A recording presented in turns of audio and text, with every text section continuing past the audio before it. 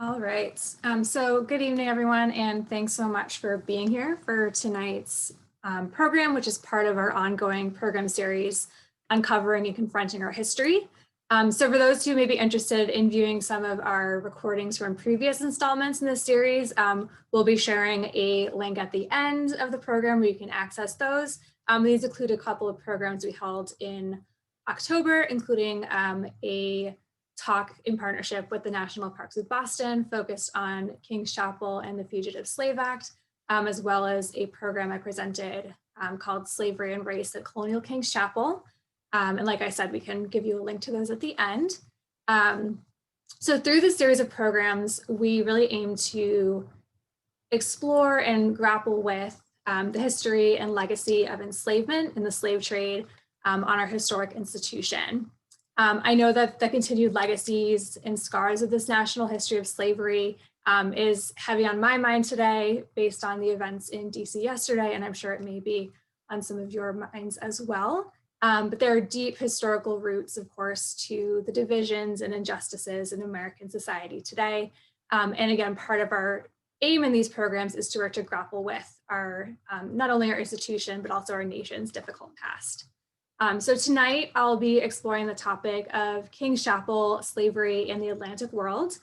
So in the description that you probably saw before, we talked about how tonight's event will kind of talk about how members of Colonial King's Chapel navigated a series of economic and social networks which spanned across the Atlantic, including not only England, which is a more obvious connection for King's Chapel, but many members had intimate ties to centers of the 18th century slave trade, including Jamaica and Barbados, as well as some connections to the western coast of Africa as well. So tonight we're going to look into some of those lesser known histories of King's Chapel as part of a global community inextricably linked to the Atlantic slave trade, as well as looking at some of the sources of wealth from these systems that supported the construction of King's Chapel's current building, which still stands in the heart of Boston today. And so kind of my structure for tonight's presentation will be framed around starting with kind of defining what we mean when we talk about the Atlantic world, looking at the broader context of King's Chapel as a part of this Atlantic set of systems, and looking at specific examples of notable members in the church's history with these ties. And as I said, also discussing the funding that built the church with relations to this concept of the Atlantic world as well. So as we're getting started, of course, what do we mean when we talk about the Atlantic world, and how does it relate to an institution like King's Chapel? So Atlantic world refers to, in simplest terms, interconnections and relationships between peoples and cultures spanning the Atlantic Ocean. More than simply a series of topics and themes, it really provides a framework for examining these histories. And there's a lot of different definitions you'll see. I pulled a couple that I think define it well that I shared on the screen. So one from the University of Illinois Atlantic World or Atlantic Studies program talks about conception of the Atlantic as a site of cultural exchange and struggles connecting Africa, Europe, and the Americas, as well as Brown University's definition, again, of relationships and interactions between the peoples of the Americas, Africa, and Europe in the 15th through the 19th centuries. So at its core, the Atlantic world was home to the transatlantic slave trade, or what has also been called the triangular trade or triangle trade, due to the kind of shape of the trade routes between Europe, the Americas, and Africa.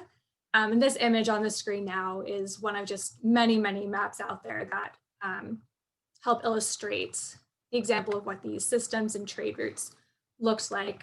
And there's some examples here of the types of goods being exchanged to these systems. And of course, notably, there is the trade of enslaved Africans, which is shown here as well, which we'll be talking about tonight. But at its core, King's Chapel is really a product of these systems as well, and of these relationships between groups across the Atlantic. This can really be said of anything in colonial America, but in a lot of ways it's particularly true when it comes to this institution's early history. So looking back to King's Chapel's founding in the 1680s and the church's arrival in Boston was an accompaniment to the short-lived dominion of New England. And a really abbreviated overview of 17th century English colonial and economic history. England, in many ways, was observing the successful trade, which was not regulated by England at the time.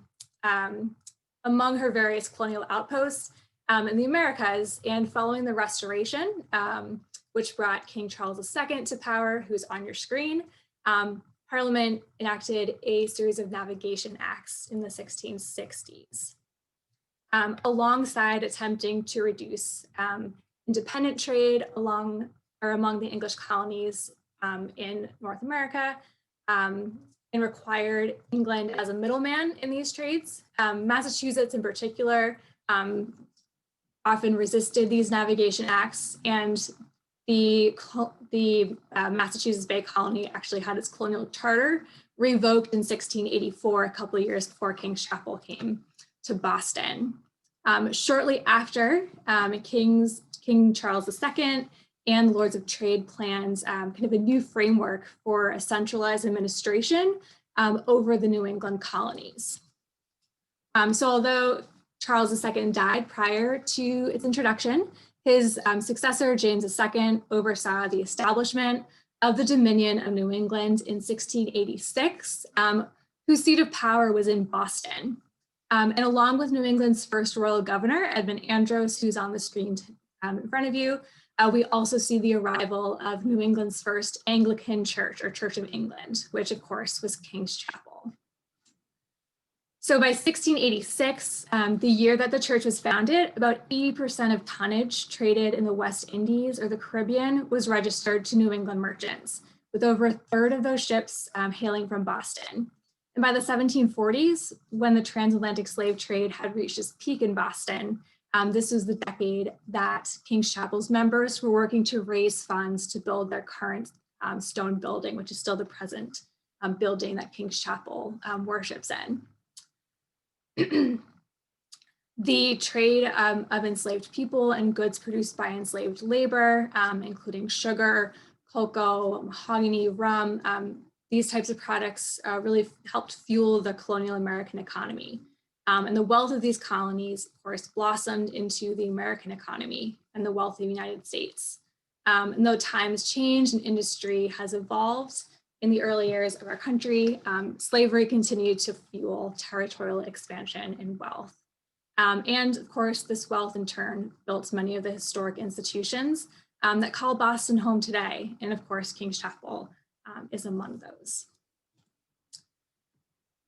So aside from kind of these larger international histories that contributed to the church's development, we see examples of the Atlantic world in smaller connections within the church's early history. So for example, these are a couple listings of some of the earliest gifts that the church received by early benefactors within their first 15 years.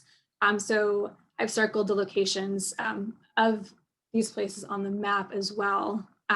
So John Mills, a Barbados gentleman, gave a piece of plate, a cup. So this is a piece of communion silver gifted from a merchant living in Barbados, as well as a financial contribution made by a merchant and trader working in Madagascar. Additionally, we know that some of the funding for the original wooden chapel was contributed in part by players in the Atlantic world, including James Mears, who was working in Barbados at the time of his donation.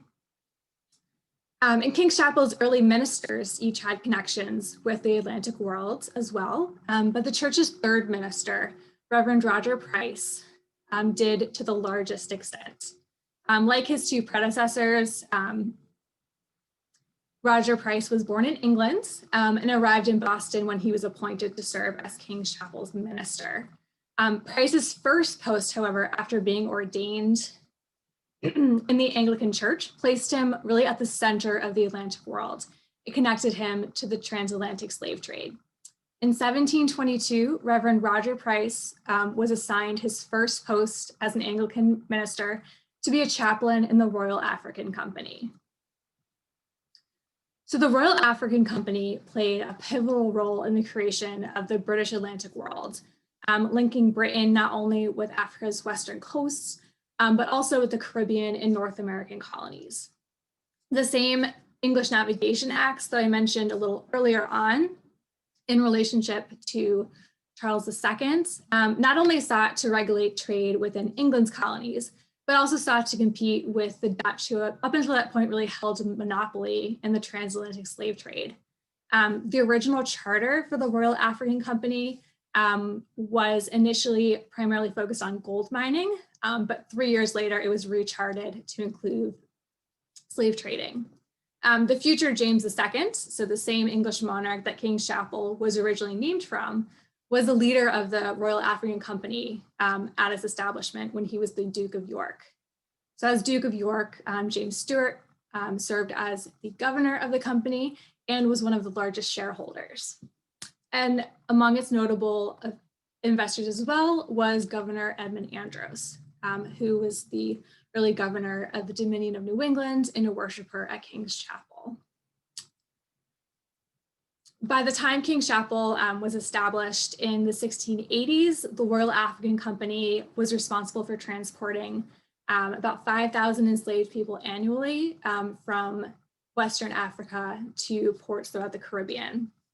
And during its peak, which was a time that Reverend Roger Price was involved for a short period, the Royal African Company was responsible for the enslavement of over 200,000 people. And over 40,000 of those people died during the Middle Passage. So Reverend Roger Price spent far less than a year with the Royal African Company, but it was really an incredibly eventful time. In a brief memoir of his career that Price wrote in later life, he described his early time and his assignment with the Royal African Company. Whoops. So it's a little long, but I always think hearing things from people's own words is really interesting. So soon after my admission into priest orders, I accepted a chaplainship at Whydah, a factory on the coast of Guinea. In my voyage there, I fell into some hands of pirates who detained me for some time and robbed me of the best part of my effects. Upon my release, I proceeded to the place of my destination, where I was soon seized with a fever, which destroyed many there. Sir Challoner Ogle, after taking the same pirates, came to the factory of Whydah, and finding me in a low state of health, in compassion carried me from thence in the Swallow man-of-war as chaplain to Jamaica, about the time the Duke of Portland's arrival there, upon whom I waited in order to receive his commands to England, where I then designed to return. But upon his persuasions, was prevailed upon to remain on the island, and was thereupon appointed his chaplain and minister of St. Anne's Parish. In this station, I continued for 3 years. And after those 3 years were over, he was assigned the ministership at King's Chapel and came to Boston. So thanks to this passage and its mention of Captain Ogle and the HMS Swallow, I was able to find out more information about the circumstances surrounding Price's encounter with pirates and also the location where he was posted in Africa. So while Price spelled Whydah, W-I-D-D-A-W, the location is more commonly spelled Whydah, like O-U-I-D-A-H, or Whydah, W-H-Y-D-A-H. And the city is actually located in present-day Benin, which I've shown on the map here. The pirate he mentions was a pretty infamous pirate, sometimes called Black Bart, but whose name was Bartholomew Roberts. Roberts was an infamous Welsh pirate who operated off the coast of Guinea between 1719 and 1722. And his defeat in 1722 has been considered to be kind of the end of the so-called golden age of piracy. There's, as we can probably all relate to, there's been for centuries really a tendency to romanticize the Age of Piracy, but Roberts' career in time near Wada shows the violence and brutality of this period. Around the time that Reverend Price was captured by Roberts' fleet in January 1722, they sailed to Wada and attempted to receive a ransom for the ships and passengers that they had captured. Based on the timeline, it seems like one of these ships may have been the one carrying Price, because he arrived in January and was taken to Jamaica about a month or two later. In an incredibly horrific episode, Roberts commanded that one of the ships, which was carrying enslaved people, be set on fire, which led to the death of about 80 enslaved Africans. I show this slide, which some of you may be familiar with. It's a 1840 painting by Turner called The Slave Ship, due to the eerily similar scene depicted in comparison to the brutality of the hands of Roberts. Although Turner's painting actually depicts a different brutal event from 1781 with the setting of fire on the slave ship. Sir Chandler Ogle, who was an admiral in the Royal Navy, and his fleet defeated Roberts the following month in February 1722. And as Price mentioned, the HMS Swallow, which Ogle commanded, was the same ship that transported him from Wada to Jamaica. In this era, the Atlantic world, enslaved Africans followed a similar route from trading posts like in Wada to the Caribbean, but of course with a drastically different outcome from Price's journey, as they were traded and sold into forced labor on brutal plantations or transported to the North American colonies. At King's Chapel, we've uncovered the names of over 200 enslaved men and women directly connected to the church in Boston through their enslavers, some of whom may have been sold to Bostonians after surviving the Middle Passage and spending time in the Caribbean. So I just want to take a moment to pause before we move forward to just kind of recognize the names of the 219 enslaved individuals who we've uncovered through our research. But I'll show it again later on as well. So we'll just take a second.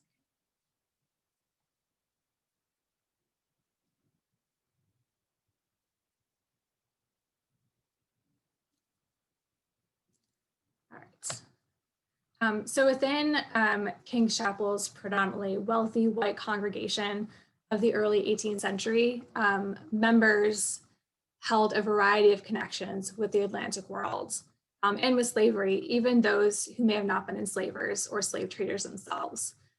So to kind of help illustrate this, I picked a couple of random pages from the church's burial register from the early 1700s and kind of looked at some of the folks who appear on them and highlighted ones with really obvious connections that just pop up off of the page.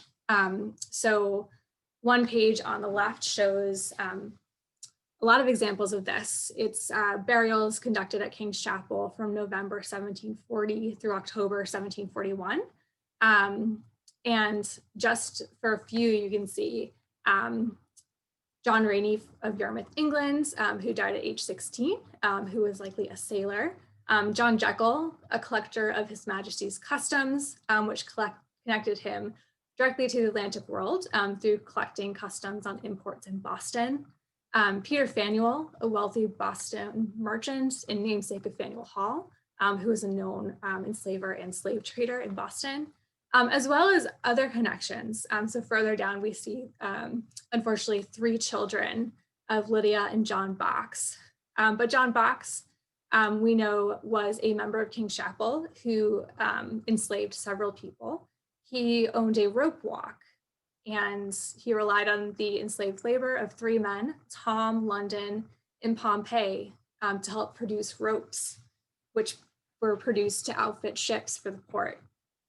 On another page on the right, there's even more. So we see mariners and sailors, captains of English ships, sugar bakers, so people involved in producing molasses or rum, a child of Reverend Roger Price, a shopkeeper, a merchant, and also at the bottom, there's listed Mary, who was a woman enslaved by a member of the church.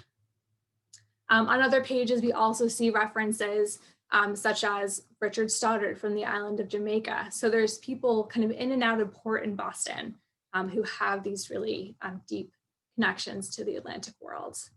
In the 1760s as well, King's Chapel's members had ongoing correspondence with Anglican Church in Jamaica because their organist at the time accepted a new position there. And while they were having trouble finding a replacement for him, they spent a while kind of writing letters to his employer and to him, kind of encouraging him to come back to Boston and return to his post as organist.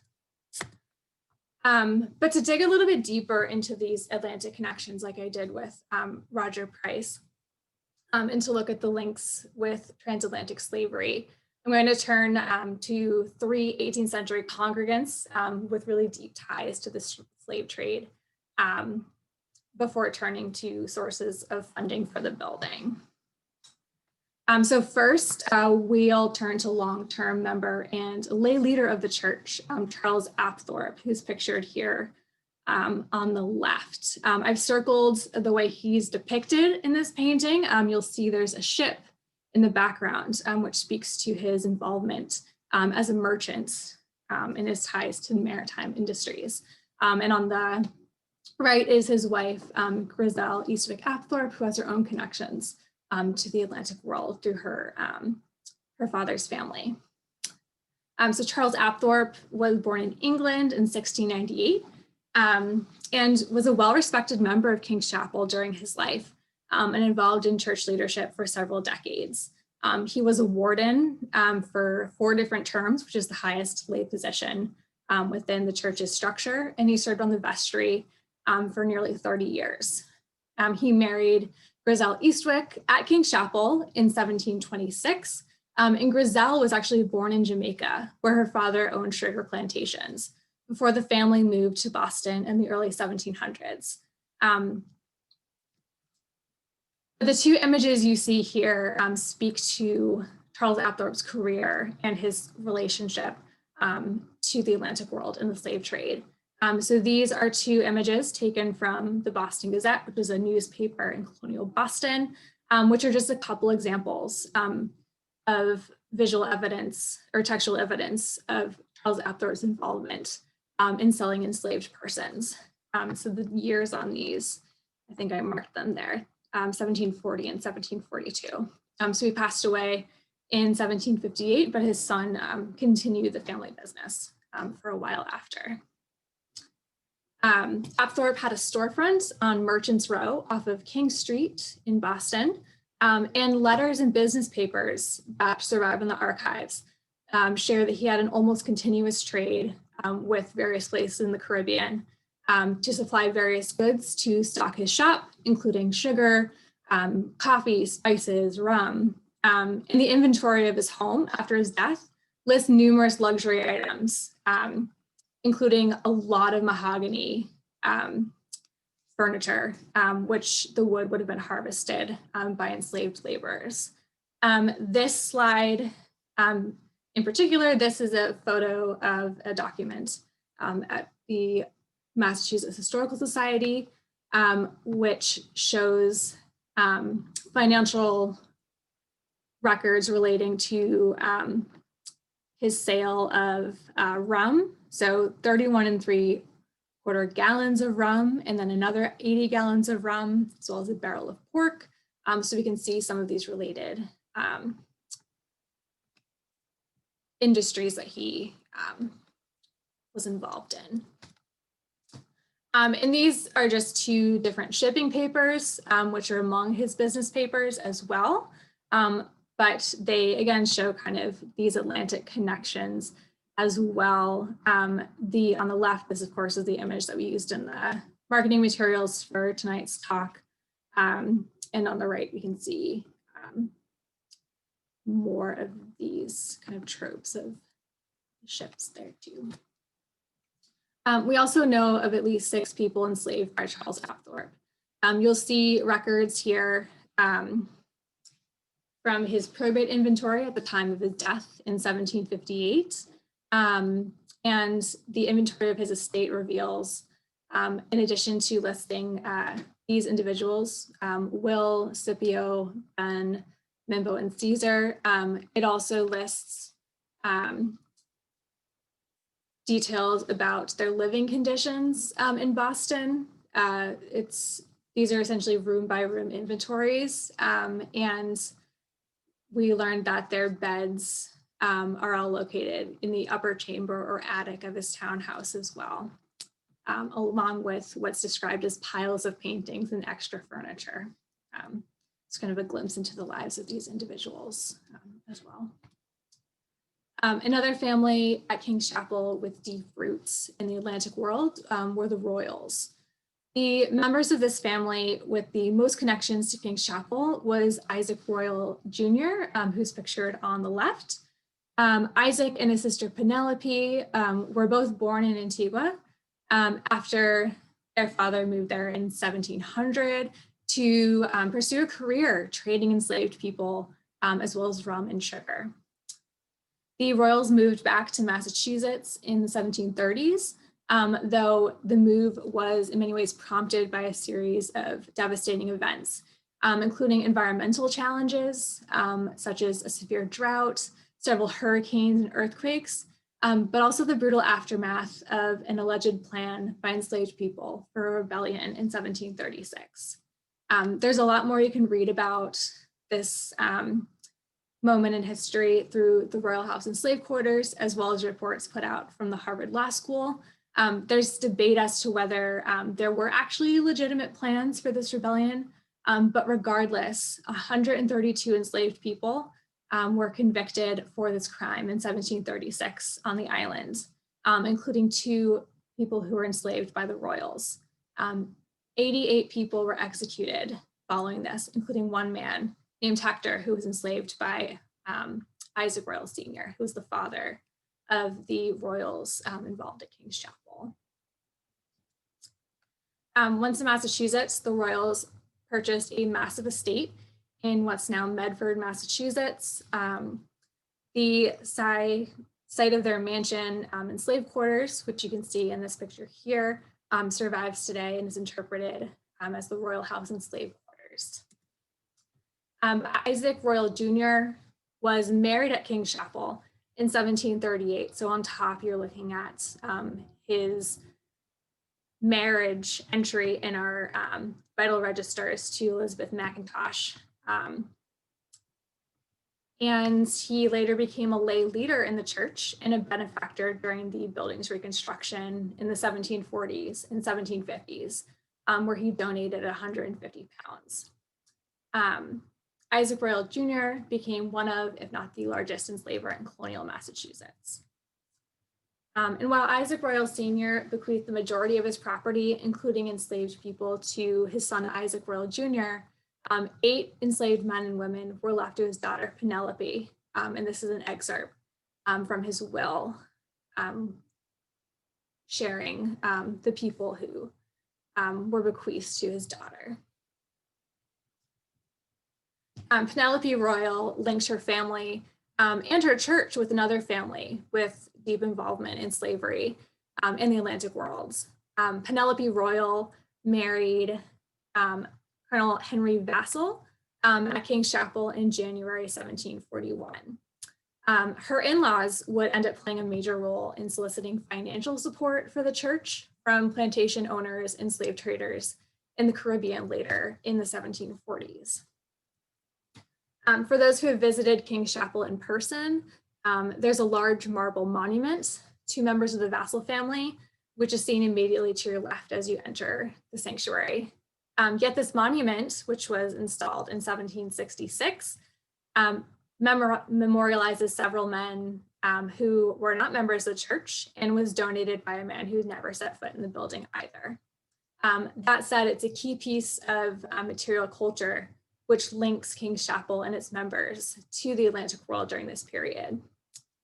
Florentius Vassall, whose name appears on the monument as the donor, is described on it as, quote, of the island of Jamaica, which you can see in the bottom right. While Florentius, to our knowledge, never attended King's Chapel, his father, William Vassall, was both a financial supporter of the church and a member of the vestry, as well as a pew holder, so a full-fledged voting member of the church. The monument itself, though, honors his great-grandfather, Samuel Vassall, who died about 20 years before the church was established, as well as his great-great-grandfather, John Vassall. But continuing with kind of these visual motifs of kind of the maritime industry, you'll see up top, there is a carving of a ship, which is directly above the colored portion on the monument itself.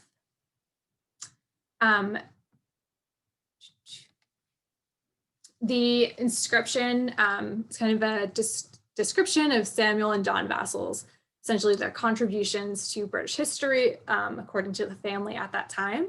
But according to the Colonial Society of Massachusetts, who recently published the transcribed colonial records of King's Chapel, Samuel Vassall was not only a merchant and mariner, but also engaged in the development of the slave trade in Barbados. And the monument itself was carved in England and shipped across the Atlantic to be installed here. And of course, Florentius's wealth, which paid for the monument, came from family-owned plantations in the Caribbean. He is connected personally to at least 4 different plantations or sugar plantations in Jamaica: Friendship, Greenwich, Sweet River, Penn, and Vineyard. And when he died, he left his plantations and every enslaved person in his possession to his son, Richard Vassall. But among the contributors to rebuild King's Chapel into the stone building we see today, there were 3 Vassalls, including Florentius, despite him not having ever been to the church.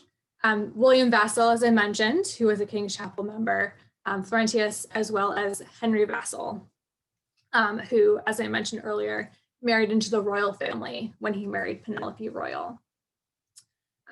William and Henry each contributed 40 pounds in the initial round and gave more later on. And the family's wealth, again, was derived from these sugar plantations, tracing this money used to build the chapel to enslaved labor. Which kind of brings us to the final point of discussion tonight, the sources of funding for King's Chapel's building and how it fits into this larger narrative of the Atlantic world. In 1741, King's Chapel's community began fundraising to construct our current building. And as I'll say a number of times, a significant amount of that funding was derived from slavery. Bostonian merchant and slave trader Peter Faneuil was selected as the initial treasurer for collecting money towards the new building at that time. But at the time of his death in 1743, they hadn't made strides forward in terms of making enough strides forward to continue with pursuing an architect. But at the time of his death, we know he enslaved at least 5 people. Fundraising stalled until 1747, when Charles Apthorp, who I mentioned earlier, was selected as the new treasurer for these efforts. This image is just of a spreadsheet that I created when I was studying the sources of funding for the chapel. So with a list of donors and highlighting folks with different connections to slavery as slave traders or enslavers or working in related industries. But at least 40% of the chapel's funding can be directly linked to enslavers and slave traders. In about 70% of the building, at least about 70% came from people whose livelihoods depended on slavery, including merchants who sold goods produced by enslaved people, rum distillers who depended on sugar harvested by enslaved men and women on plantations, and those who worked in the shipping industry itself, for instance. And during these fundraising efforts, King's Chapel's leaders made special appeals to quote, the gentlemen of Jamaica and Barbados, and also in London through their Atlantic connections, in attempts to secure additional funding to build the new church. William Vassall, whose family I discussed a little earlier on, was put in charge of soliciting supports in Jamaica, where he was residing at the time. So letters were sent from the church wardens and vestry to share not only among his connections in Jamaica, but also, quote, in the West Indies Islands. Each of these letters, the ones to the West Indies, Jamaica, and to London, are nearly identical. So I've shared part of one sent to William Vassall specifically for soliciting donations in Jamaica. And it reads, quote, the ruinous condition of the parish church called King's Chapel in Boston, requiring the said chapels being speedily rebuilt, to which purpose the congregation, according to their ability, has largely contributed, but the sum falling much short of accomplishing the work. We hereby humbly desire the assistance of all such well-disposed gentlemen in the island of Jamaica, whose abilities enable them to promote so good a work, and particularly beg leave to recommend to them the following or other such form of subscription as they shall think proper to that end. And ultimately, a minimum of contributions came from people directly involved in the slave trade, about 9%, which of course includes contributions from families like those discussed tonight, the Apthorps, the Vassalls, the Royals, and the Faneuils. On your screen here, what you're looking at is the list of donors from the first round of fundraising in 1747. And quite a number of these individuals, of course, have these deep connections with slavery. But in a lot of ways, the programs in the series, as we kind of come to a close and move on to the next portion for questions, really raise more questions than providing answers. And I find it especially true of this topic. Over the past 40 minutes or so, we've moved from England, Africa's Gold Coast, Caribbean to New England, and we've looked at a lot of hard truths. As I mentioned at the beginning, King's Chapel is one of many historic institutions, especially those in Boston, who are grappling with difficult histories. But our institutional histories aren't over. And as a community, a city, a state, and a country, we're of course still living with the ongoing legacies of the history that we discussed tonight. But in critically examining our histories and tracing the roots of the systemic injustices today, we can hopefully work towards a better understanding of our past that will enable us to work to shape the future. So again, before we move on, I'll just, I want us to, again, just take a moment to kind of reflect on the names of the people enslaved by members of King's Chapel and those who were baptized or buried by the church. And then we will move into our question portion.